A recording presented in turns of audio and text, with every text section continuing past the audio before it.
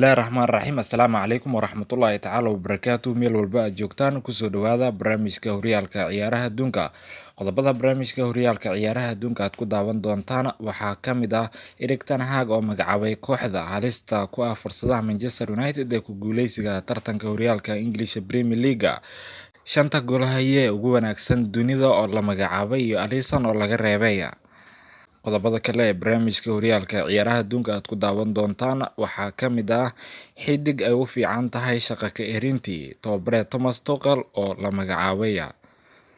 Qaabkii Antonio Rodrigo uga falceliyay goolkii uu dhaliyay kooxda Real Madrid. Qodobadaas iyo qodobo kale ayaad ku daawan doontaan barnaamijka horyaalka ciyaaraha adduunka. Fadlan haddaad ku cusub tahay like inoo saar, subscribe dhasiina share garaysi barnaamijkeena asxaabo badan u gaaro mahadsanidina.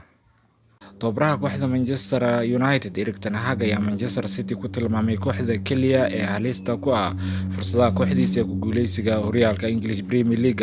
Manchester United ayaa qaab ciyaareed fiican soo bandhigtay kulamadii ugu dambeeyay horyaalka English Premier League kadib markii labo kulan oo guuldaro ay ku bilowday xilli ciyaareedka cusub.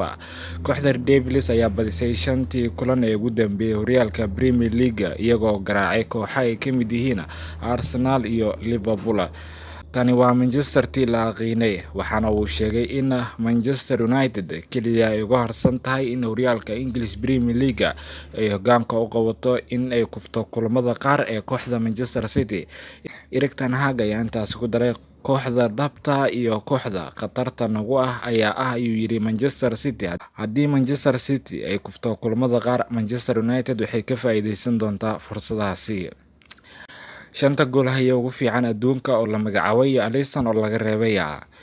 Goolaha Liverpool Alisson Becker ayaa iska waayay liiska shanta goolhaye ugu wanaagsan dunida waqtigana, waxaana ka hadlay halyeegii Real Madrid Iker Casillas oo goolhayaasha ugu fiican u magacaabay ka reebay Alisson Becker. Casillas ayaa sheegay in qiimeyn uu ku sameeyay goolhayaasha ugu fiican waqtigan aanu ku soo bixin Alisson Becker, hase yeeshee waxa uu beddelkiisa soo qaatay Ederson oo u ciyaara kooxda Manchester City oo welina kaalmaha sare ka siiyay xulashadiisa. Halyeega Real Madrid oo saacado ka hor sidan oo kale u soo xushay shantiisa goolhaye ugu fiican oo uu ku soo daray Arrizabalaga, Alisson iyo Ederson ayaa haatan ka tuuray goolaha Liverpool oo kooxdiisa ay ku jirto qaab ciyaareed aad u liita oo ay ku bilowdeen xilli ciyaareedkan. Goolayaasha ugu fiican ayaa hoggaanka u haya goolahayaha kooxda Real Madrid Thibaut Courtois, kaasi oo ciyaaray Real Madrid isla markaana ka caawiyay kooxda Los Blancos inay ku guuleysato Champions League iyo koobab badan tan ilaa markii ay Los Blancos ay kala soo wareegtay kooxda Chelsea. Courtois ayaa 187 ciyaarood u ciyaaray Real Madrid, waxaana uu muujiyay inuu yahay goolhayaha la isku raacsan yahay ee ugu wanaagsan waqtigan, waxaana sanadkan uu ku guuleystay goolhayaha ugu fiican Yurub iyo horyaalka Spain. Waxaa kaalinta labaad galay Ederson oo sanadkii 2017 Manchester United ay kasoo bixisay lacag gaaraysa 35 milyan oo geni kagana soo biiray dhanka Benfica, isla markaana kula guuleystay kooxda 11 koob oo afar ka mid ah ay yihiin horyaalka Premier League.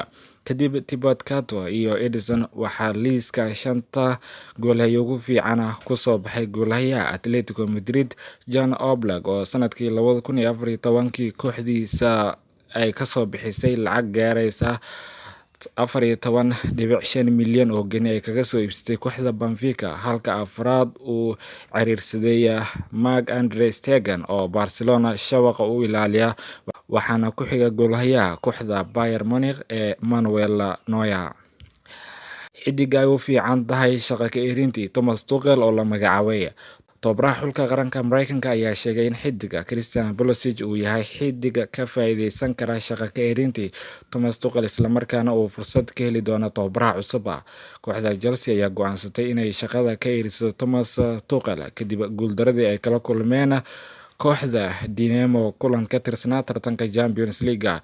Isla 2 maalmood kadib kooxda ayaa ku dhawaaqday in tababaraha kooxda Brighton Graham Potter ay ku bedeshay Tuchel kaasi hogaamin doona kooxda koowaad 5 sano ee soo socota.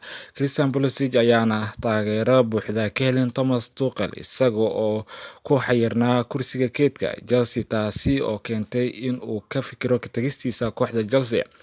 Laakiin tababaraha xulka qaranka Mareykanka ayaa aaminsan in shaqo ka erintii Thomas Tuchel ay u fiican tahay Pulisic maadaama uu haatan fursad uu ka heli karo tababaraha cusub ee kooxda Chelsea. Tababaraha xulka qaranka Mareykanka oo la hadlayay Goal ayaa yiri kuma faraxsani in Christian Pulisic uu lumiyo booskiisa intii uu Thomas Tuchel uu hogaaminayay kooxda Chelsea. Ka tagista Tuchel waxay u fiican tahay Pulisic sababtoo ah wuxuu heli doonaa fursad uu si joogto ah ugu ciyaari karo kooxda Chelsea. qaabkii Antonio Rodrigo uga falceliyay goolkii uu dhaliyay kooxda Real Madrid. Daafaca kooxda Real Madrid Antonio Rodrigo ayaa goolkiisii ugu horeeyay u dhaliyay kooxda Real Madrid kulankii kooxdiisa ay la ciyaartay kooxda Mallorca.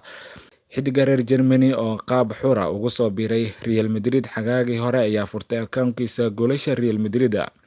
xidiga daafaca uga ciyaara kooxda Real Madrid oo ah xidiga Muslina ayaa ciyaarta kadib baraha bulshada kaga falceliyay goolkii uu dhaliyay Los Blancos. Antonio Rodrigo ayaa boggiisa baraha bulshada Ilaahay uga mahadceliyay kadib markii uu dhaliyay goolkiisii ugu horeeyay ee Real Madrid. xidiga Antonio Rodrigo ayaa bartiisa Instagram-ka ku soo qoray alxamdulillah isaga oo si raaciyay macluumaad muujinaya labada gacmood iyo weliba lova.